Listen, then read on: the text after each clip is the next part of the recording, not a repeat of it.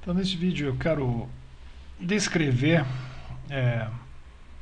como que a gente deriva uma função inversa. Então, as funções inversas básicas são, por exemplo, os inversos das funções trigonométricas, por exemplo, o arcseno, ou o arcosseno, ou arctangente, ou as outras funções que podem ser formadas a partir dessas. E também vai ser um dos casos interessantes hoje, vai ser o logaritmo na base A. Então, o logaritmo na base A é o inverso da função exponencial na base A.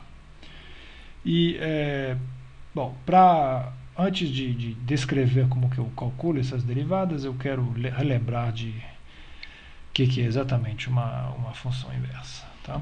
Então, é um pequeno lembrete. Tá? Então, o que a gente precisa para poder falar de função inversa? A gente precisa de uma função com um domínio, um contradomínio, que seja bijetiva. Tá? O que significa bijetiva? Significa que C, o contradomínio, é exatamente a imagem da função, tá? O que significa que C é o menor contradomínio possível, tá? O que significa a gente simplesmente olha todos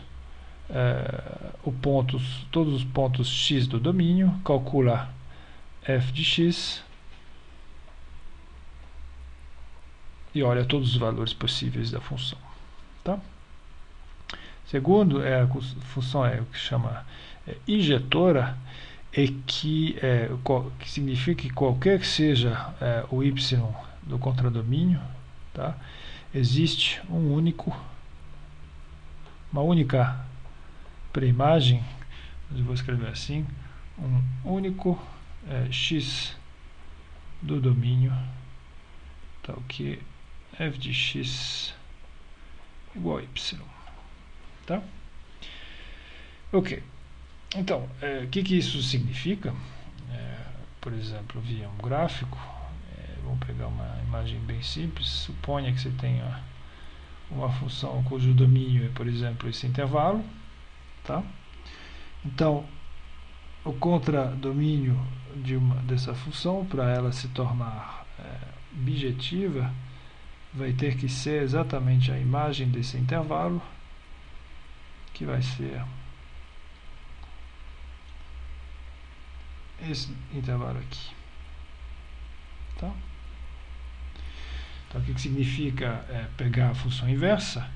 A gente tem aqui a noção de função, que pega um x do domínio e calcula, associa a esse x uma saída, ou uma imagem, se você quiser, que eu chamo de f de x. Eu só vou apagar isso rapidinho.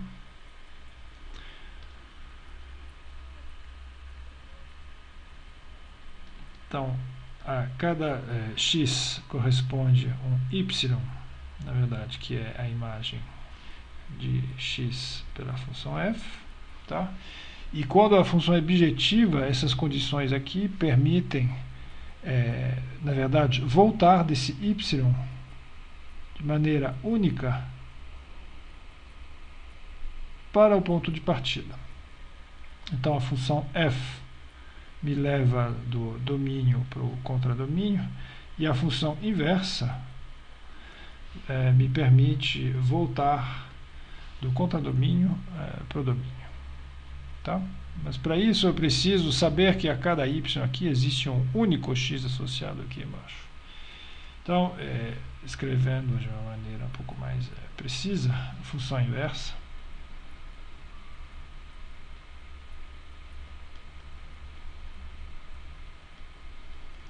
ela tem como ela é denotada assim, f-1. Eu vou fazer um comentário sobre isso depois, mas ela tem como domínio o contradomínio da função original, tá? Porque ela pega uma entrada que vive aqui no contradomínio da função original e devolve o único ponto do domínio que é mandado para o ponto escolhido em C. Então pega um x do contradomínio e manda ele para f-1 de x, tá? Então por definição, né,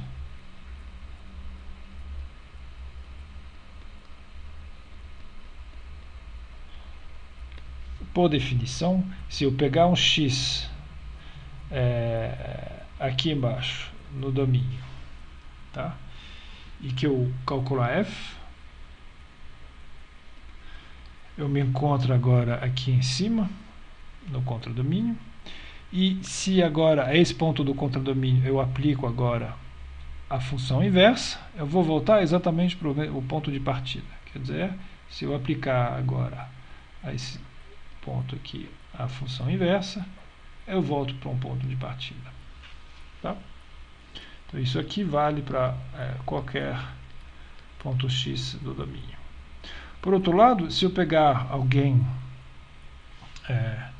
do contradomínio, tá, e que eu voltar, que eu aplicar a função inversa, quer dizer, eu pego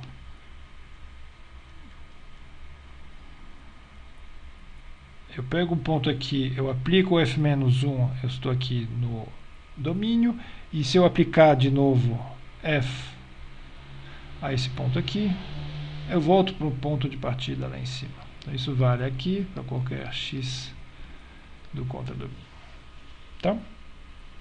Então são essencialmente essas relações que definem, né, a função inversa. Ela faz exatamente esse papel, permite voltar da imagem para sua pré-imagem. Ok, então eu preciso fazer uma observação sobre essa notação de escrever f-1 dessa maneira. Isso aqui pode levar a uma certa confusão, porque, por exemplo, quando a gente escreve uma coisa desse tipo, a elevado a -1, a gente está acostumado a considerar isso como 1 sobre A. Então aqui, infelizmente, esse -1 aqui não deve ser interpretado dessa maneira, tá? Então eu só vou escrever f-1 de x é uma nova função, mas não é 1 sobre f de x, tá? Então tem que tomar cuidado com isso. Quer dizer, isso aqui a gente escreveria talvez dessa forma, tá? Isso aqui é para não ser confundido com f de x menos 1, que seria, na verdade, 1 sobre f de x. Ok. Bem, então vamos considerar alguns exemplos e eu vou, para cada um desses exemplos, eu vou mostrar como que eu calculo a derivada da função inversa, e vocês vão ver que vai ser sempre baseado nessa identidade aqui. Ok. Então, eu vou considerar, para começar, a função seno. Tá? Seno e arcseno. Então, a função seno, vamos usar o programa para se lembrar. A função seno, ela tem esse gráfico, tá? Então, se eu mexer com a função, com a variável, aqui a variável x, eu escolho a entrada aqui e eu vejo a saída aqui em cima. Eu sei que essa saída é o número contido entre -1 e 1. E bom, a priori a função seno é definida na reta inteira, tá? Então eu podia escrever assim: a função seno, a priori ela pega qualquer número real, associa um número, que o seno de x que pertence ao intervalo menos 1, 1. Mas o que a gente está vendo aqui é que essa função não é uma abjeção. Tá? Por exemplo, se eu pegar esse y aqui, eu vejo muito bem que a esse y aqui correspondem, na verdade, infinitas pré-imagens e a função não é objetiva. Então, dessa maneira, o seno não é uma função objetiva.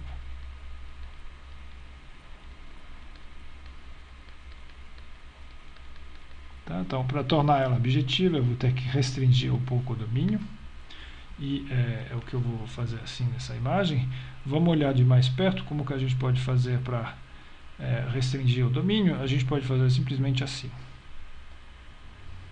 Em vez de considerar qualquer x na reta, eu vou restringir os valores de x a esse intervalo aqui. Então, todos os x que eu vou considerar aqui, eles pertencem ao intervalo que vai de menos π sobre 2 a π sobre 2. Tá? E agora eu vejo que para cada x nesse intervalo, tem uma imagem y que é bem definida, e a esse y aqui corresponde uma única pré-imagem. Então, aqui nesse intervalo, quando eu restringir o x a esse intervalo, eu posso inverter a função. Tá? E fora desse intervalo, eu esqueço o seno. Eu só vou me concentrar nesse intervalo. Então, vamos fazer essa restrição. Eu vou restringir o seno ao intervalo menos π sobre 2, π sobre 2.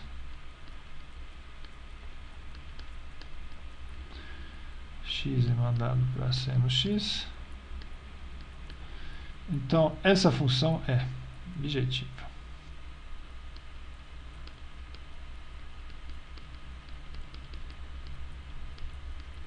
Ok?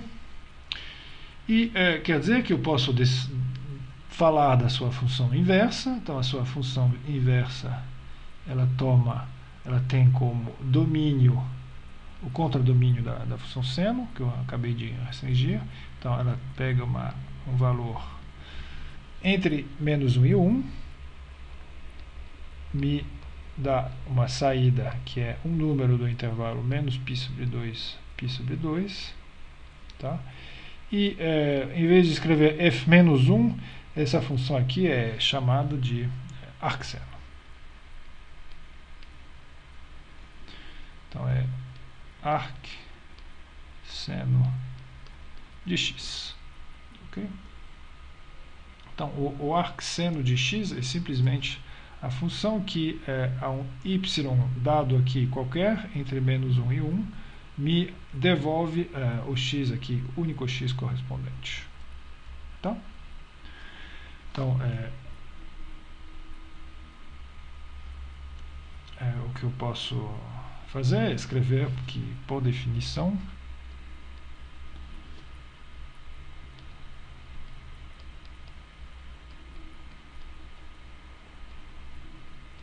se eu pegar um x, que eu calcular o seu seno, e depois que eu calcular o arcseno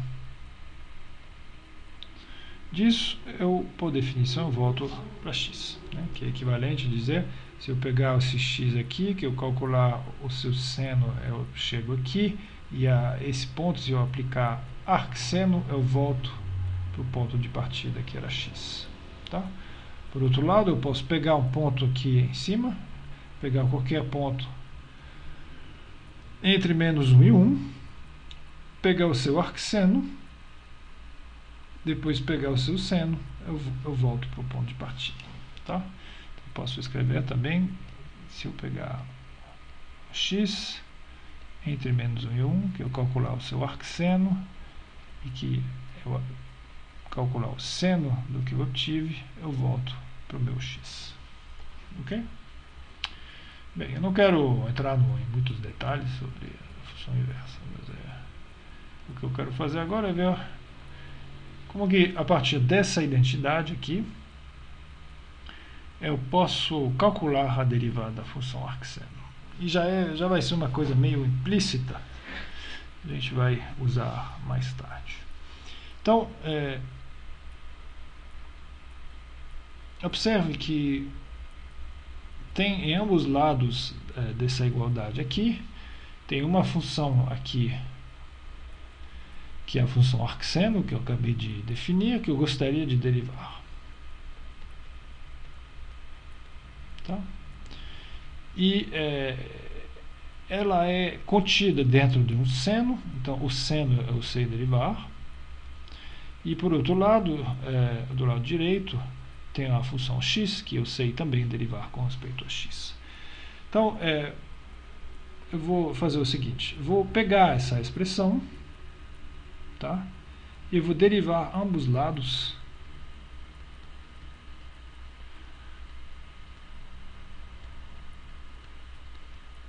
com respeito a x. Tá? Então, vamos derivar. Então, do lado direito vai ser fácil, porque do lado direito a derivada de x, tá, é igual a 1. Estou derivando com respeito a x. E do lado esquerdo eu vejo uma função composta aqui. Tá? Eu vejo uma composição da função.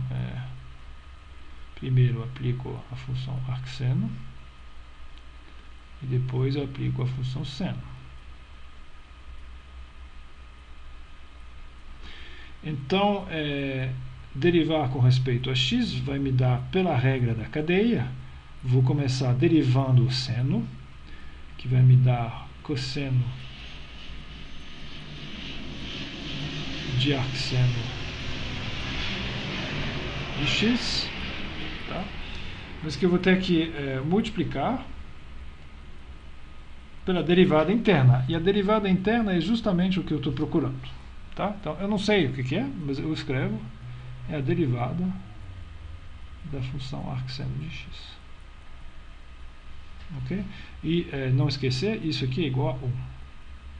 Porque a derivada de x com respeito a x me dá 1. Muito bem. Então, olhando para essa expressão, eu gostaria de isolar esse arcseno de x. E eu quase fiquei feliz, porque por enquanto eu estou procurando a derivada de arcseno e eu vejo que é igual a 1 sobre o cosseno de arcseno de x. Tá? Então eu podia parar aqui.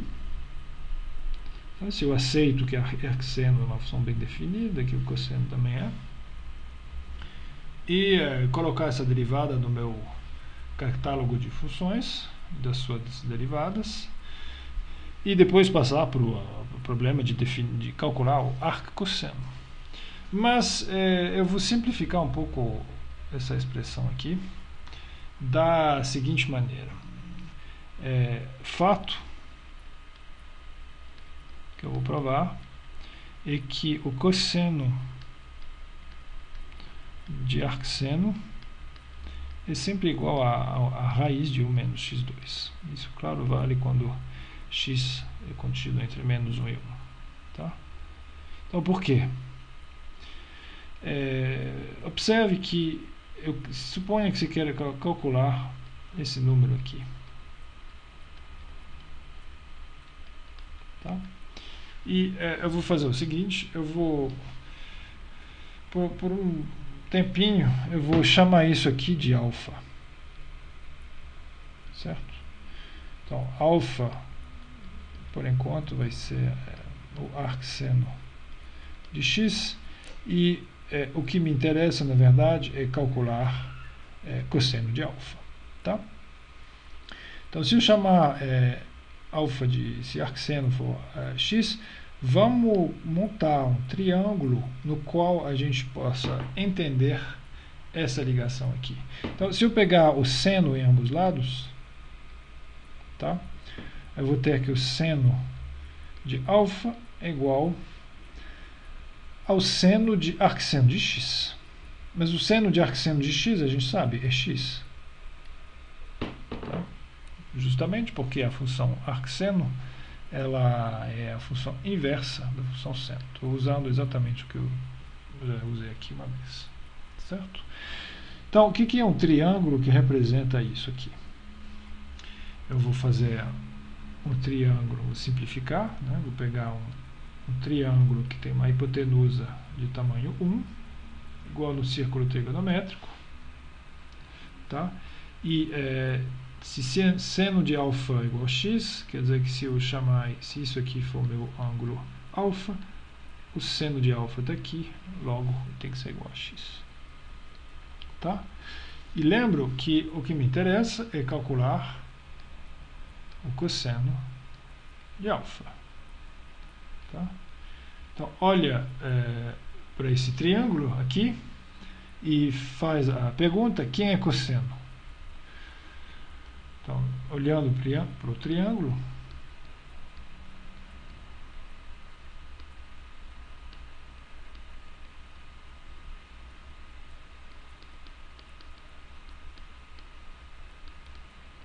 quem que é o cosseno de alfa? É o lado horizontal dividido por 1, tá? E o lado horizontal eu vou chamar ele de, sei lá,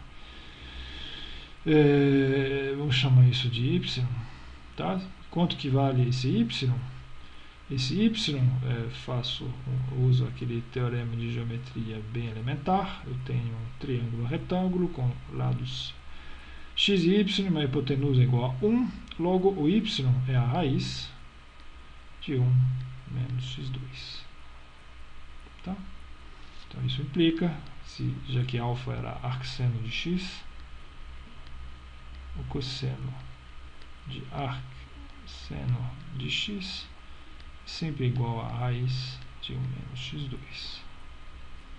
Ok?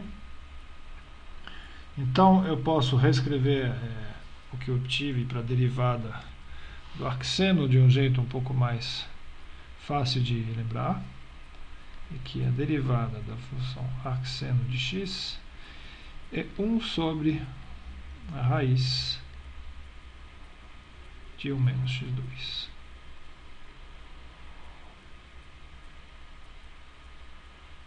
Ok. Muito bem. Então a gente podia observar que a derivada da função arcseno não é definida em x igual a 1 ou em menos 1, mas em qualquer x que seja estritamente entre menos 1 e 1, ela é bem definida.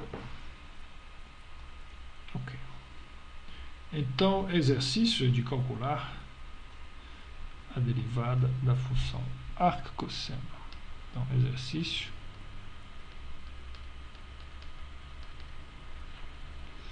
Mostre que, vou deixar as duas em exercícios, tá?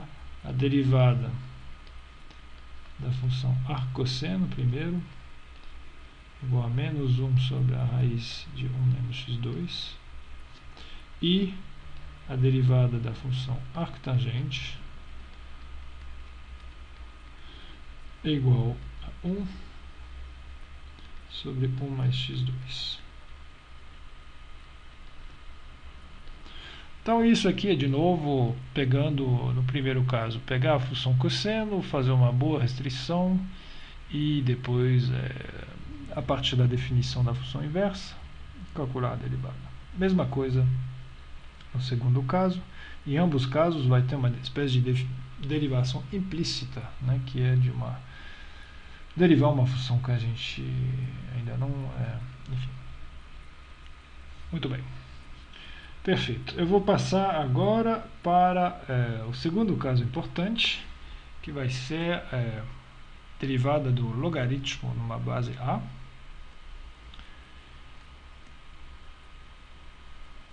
E depois talvez fazer um comentário sobre o caso geral. Então eu acho que era o caso 2. Tá? Como que derivar o logaritmo numa base que não é a base E. Tá? Então vou escrever a base A, assim. Ok.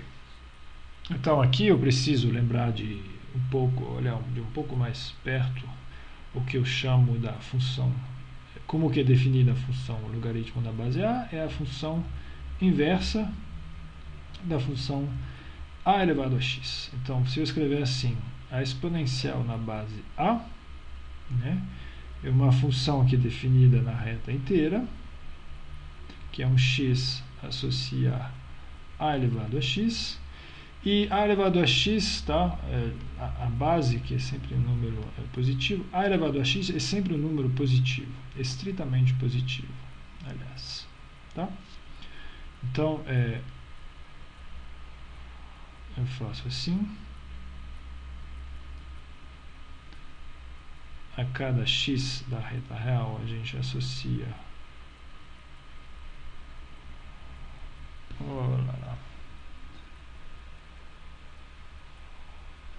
a cada x da reta real, a gente associa um ponto, posso chamar de y, que é a elevado a x, tá?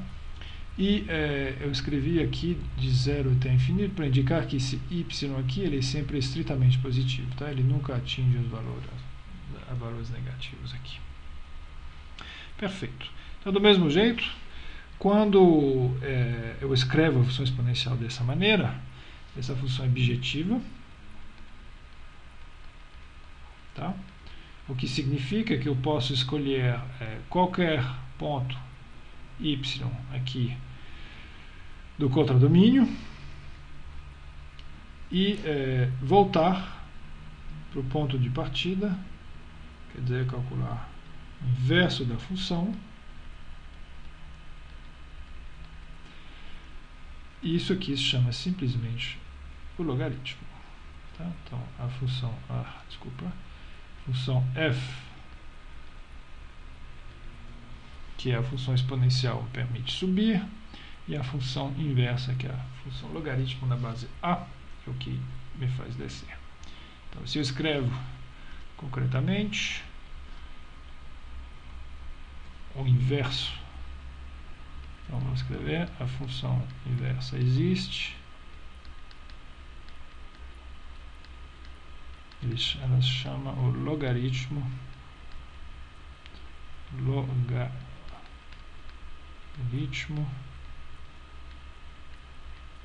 na base A, e se escreve dessa maneira, é log na base A, que tem como domínio um intervalo de 0 até mais infinito, devolve um número real, um x é mandado para log na base A de x.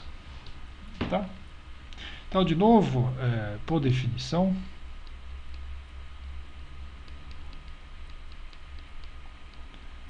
se eu pegar um x e que eu calcular a elevado a x, tá? Quer dizer que eu estou aqui em cima, se eu aplicar a essa expressão o log na base A, eu volto para x.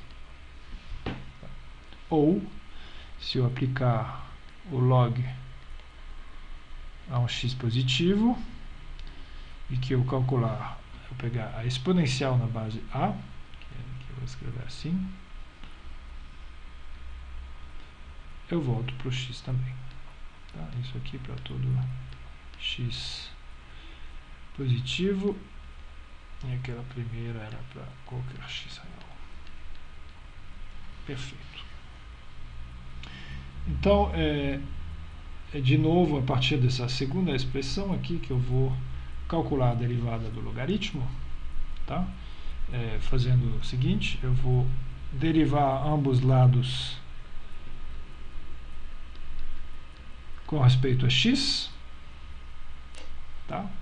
E eu vou ter que me lembrar da seguinte propriedade. Eu provei no vídeo anterior, a gente provou que a derivada de a elevado a um número é o ln de a vezes a elevado a x. Ok? Então, aqui eu estou vendo, vou ter que apagar um pouquinho, aqui eu estou vendo uma composição de funções, quer dizer, eu tenho um x que é mandado para log, que é mandado para a elevado a log ax, que é igual a x, né? E o que eu vou fazer é aplicar a regra da cadeia. Então, aplico a regra da cadeia, tá? A derivada de a elevado a log ax vai ser igual. Então, primeiro eu vou derivar essa segunda função aqui, tá? Que é a derivada de a elevado a, que vai me dar ln de a vezes a elevado a o termo interno lá, vezes a derivada interna, que é a derivada que eu estou procurando, log a de x. Ok? Então, isso aqui foi a derivada do termo esquerdo. Eu vou derivar o termo direito, que é 1. Igual no caso anterior, é 1.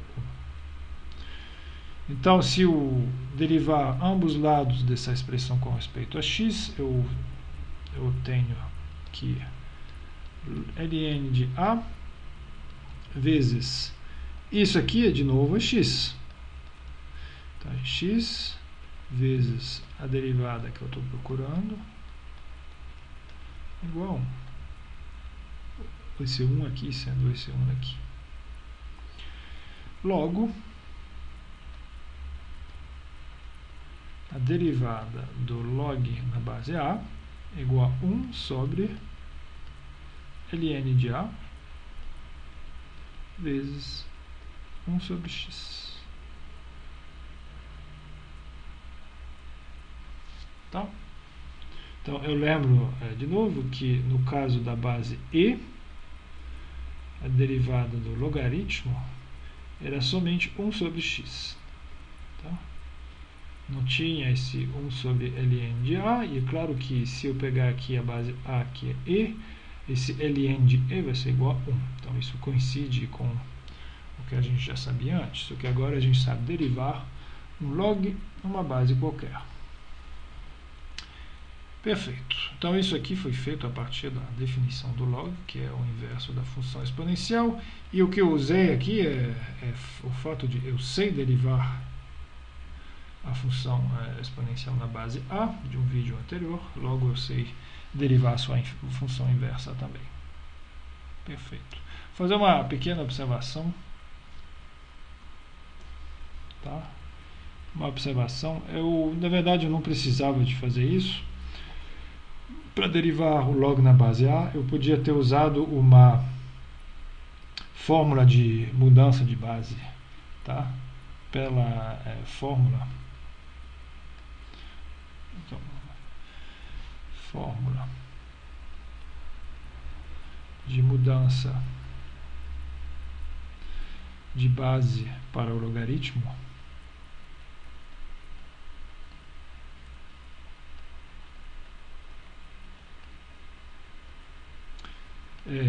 A gente pode expressar o log na base a de x como o log em qualquer outra base, tá? Digamos uma base b, dessa maneira.